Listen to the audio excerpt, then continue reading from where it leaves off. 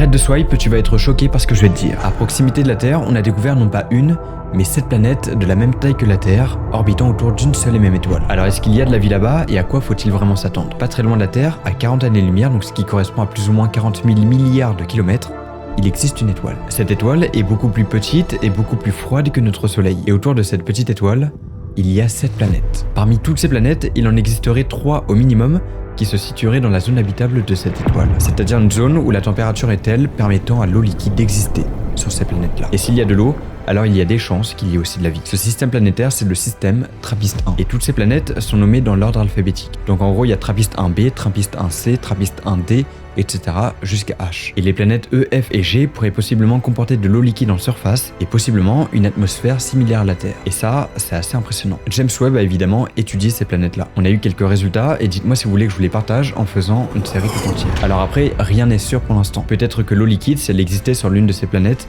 s'est évaporée à cause des vents stellaires très violents de cette étoile TRAPPIST-1. D'autant plus que toutes ces planètes sont extrêmement proches de cette étoile. Et ça, c'est pas forcément une bonne chose. C'était Zebrolos. Abonne-toi.